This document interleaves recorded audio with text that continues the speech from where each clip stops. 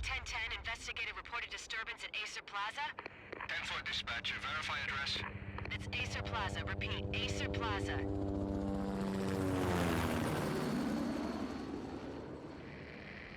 Shots fired on the rooftop. An assault in progress at Acer Plaza. Repeat, an assault in progress.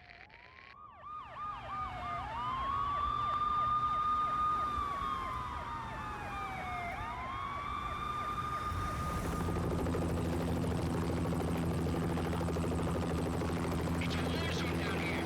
1085 dispatcher, need additional units. Additional units now. Officer in danger. Officer in danger. 10-5, please repeat, 10-5, all units, emergency. Officer in danger, Acer Plaza, repeat, Acer Plaza, all units.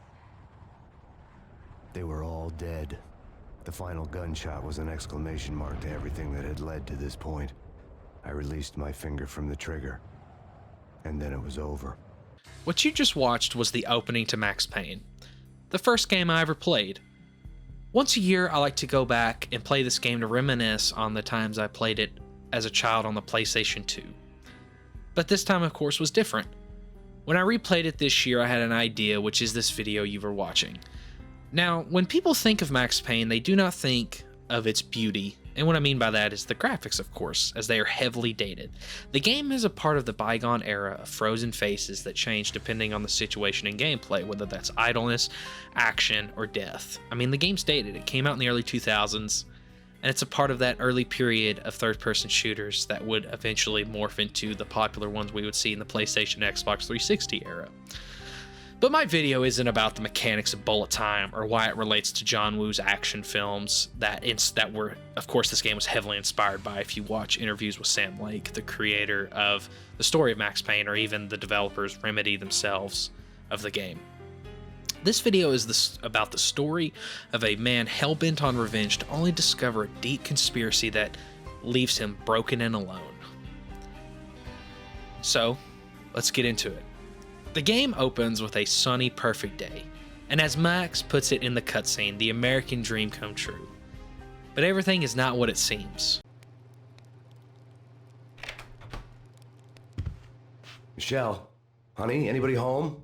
I didn't like the way the show started. They'd given me the best seat in the house, front row center.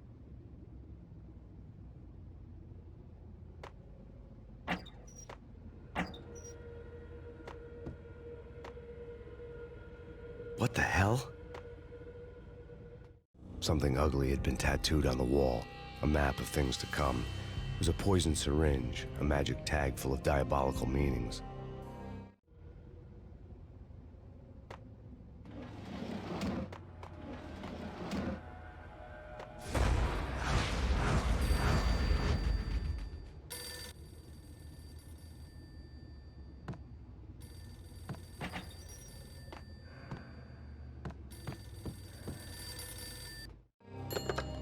Listen, someone's broken into my house. Call 911. Is this the Payne residence? Yes, someone's broken into my house. They're still here. You have to... Good. I'm afraid I cannot help you. Who is this? Hello?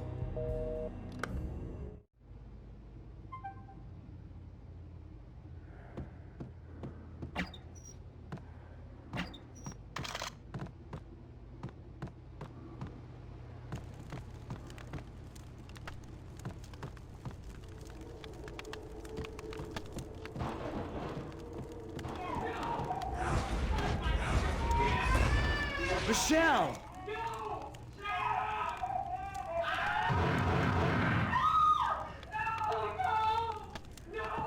It's coming. Freeze! NYPD, drop It's it! coming!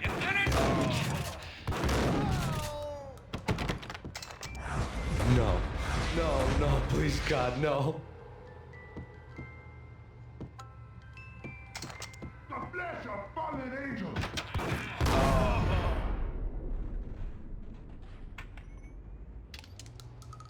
No, no, no, God, no, please, Michelle. Oh, baby.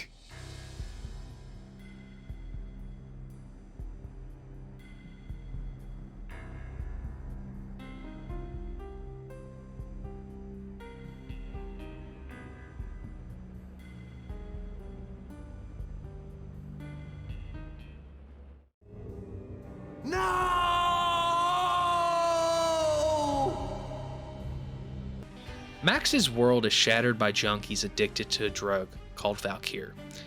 This is the main villain of the game, not the countless goons you kill throughout the game or even the big key figures in the story. The drug is the catalyst for the entire game's story. Without this drug, Max wouldn't have had a huge drug bust that would have led to his family being murdered, as he would think, nor would he have gone undercover and had his last tether to the world severed in his friend Alex. We cut to the time period of Max having gone undercover, and he is trying to meet up with his colleague I mentioned earlier, Alex, who is of course in the DEA for the New York district, who is in turn killed by a member of the gang that Max has infiltrated, and in turn his cover of course is blown. Hold it! Max! Jesus, you almost gave me a heart attack! I nearly shot you! Alex, am I glad to see you? What the hell's going on? There are more corpses here than at the city morgue! It's an armed robbery, a tunnel job straight to the Roscoe Bank vault through the old station wall. Is this why? This is Lupino's gig? This is Lupino's doing? Lupino's men? Really? You sure know how to pick a place? Can you get through? No, it's locked. We gotta get out of here. If it's Lupino, it's... Alex? Alex! But this is the perfect situation for Max, because all of the anger, loneliness, and depression has finally exploded, and he is ready to get some payback. This is the part of the game where we get to see Max really become the man we will see for the rest of the game series in the second and third installation of the series. As we progress, we begin to see the shell has become hardened and disconnected from humanity, as all that's left is a murdering, monologuing anti-hero, getting his revenge, while simultaneously taking out many parts of the criminal underground of New York. The city of New York is our setting, which is having the worst snowstorm of its history, making itself its own character. New York is a decaying shell in this game, with the snowstorm being the freezing of the body's corpse, but is gradually getting worse as the Valkyr drug sinks its talons into the dying city of New York, which we see through the countless junkies we see throughout the game.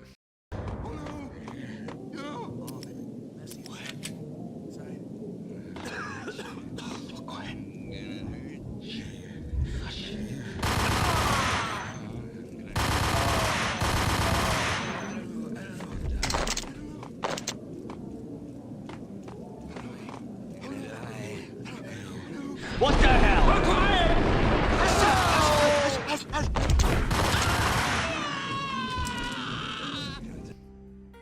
That of course paint the picture of how damaged the concrete jungle truly is. This game likes to show you through side content that you can choose to see, just as that paints the picture of how deep Valkyr has its talons at even the highest level of government in the city. Max is the medicine, though, that is curing the city as he blows through the gangsters, which is like when the body is fighting off a disease, with antibodies slowly blowing away the disease shot by shot, virus by virus.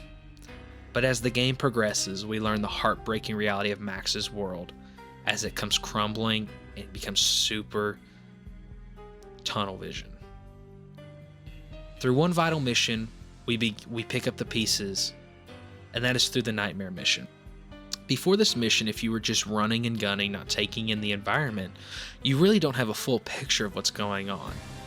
And that's what is great about this game as well. The story isn't shoved in your face, but instead is the main cutscenes through comic strips, while also having little areas with exclamation points that are highlight the middle of your screen that let you go into these little lore building comic strip scenes that develop the world and the story further. Like, of course, for example, throughout the game, you can pick up on TV and radio coverage about the rampage Max is on during this game, and the overarching story of how he has been framed as the murderer of his friend Alex that we saw killed in the beginning of the game. And that really nails that Max has nothing to lose. He's a man of action that is currently on the hunt for sweet revenge. Now back, of course, to the Nightmare mission that really sets up and gets the game really rolling. Up to this point, Max believes he is the reason for his family's murder, which is why we're on this brutal crusade of essentially trying to resurrect his wife and daughter who were brutally murdered in their home by killing every mob boss and, of course, Valkyr goon that reeks the city and turns this city into a ruthless virus and murdering machine. But in fact, this is when we get the first tease of the real truth. Once you reach the bedroom area of the level, you happen upon his wife's diary, which speaks on how she found a paper detailing a drug called Valkyr, made by our government for soldiers but was repurposed for the Aesir Corp, which of course we find out later in the game as Max finds the lab that was used for this drug being tested, which is why we're in the situation at this point in the game, and of course the whole game's reason. There was an old army bunker under the steel mill. I knew the military plaque on the floor. I had seen 1,000 variations of the insignia on crumbling brick walls everywhere in the city. The sword replaced by a syringe. Project Valhalla, V for Valkyr, V for Valhalla. All of a sudden it read like a crackpot conspiracy theory. This is what is great about Max Payne, is that while you would think this might make him feel less guilty, it doesn't, because Max is a broken man. He will find excuse after excuse to punish himself for something he didn't do. He's a man of guilt. He's a man of action and leadership, and many leaders blame themselves for mistakes that were out of their control or something they couldn't help or help save people in a lost situation. And that is Max Payne. He is a broken man who was trying to do the right thing as a cop, while simultaneously his wife would find something that would damage his life and sadly end her life altogether. But this nightmare sequence speaks on how he didn't dedicate enough time to maybe save his family, regardless of how that wouldn't have helped. But he blames himself due to this. It's that excuse he needs to keep going on this crusade to end the lives that ended his wife and child's. Because that's Max Payne, a man of pretty much what I would call brutal redemption. The beauty of this game is how it can feel real regardless of how video gamey it is. The story of our government peddling drugs into its own people is very reminiscent about our own drug crisis continuing in the United States. Valkyr is a lot like opioids in the sense of how Valkyr is a highly popular and addictive drug that is taken by all levels of society, just how opioids are, where you can be described a drug that in turn latches itself onto you, making you a prisoner without escape. While in Max Payne, Valkyr is an easily obtainable drug, easier than heroin, making its way through the city, addicting person after person to become its endless user without escape and be in a hell that can get them to what you see in the game as junkies, rambling lunatics in really broke down areas, losing their mind, hair, and soul. And that's what makes this game a haunting story. While it's about a broken man trying to find some sort of solace with revenge, it in turn doesn't make a difference, because regardless of how many he kills and how he tries to redeem his family, they're still gone. They're not coming back. He is alone, and is choosing to be alone, as he doesn't want anyone else. He is a man without a cause that is trying desperately to find one, which is why we get this entire game. But also the story of this game is of a city breaking down and decaying, like cities in our world, but hoping for someone to come down and save it. Max Payne will always be one of my favorite games, and even the series as well, because while I love the clunkiness of the original two, the story is what really keeps me invested, because on the surface, Max Payne is just a third-person shooter that you can have fun in, maybe show your friends, do controller trade-offs when each one dies, and completely disregard the story and have fun with the mechanics and gunplay. But if you begin to peel the layers back with the story, you will find a unique and beautiful story full of surprise and superb writing that just keeps you invested until the credits roll. As this is a game that I feel can only be understood if you really put the time into it and do multiple replays to learn more and more information about this game.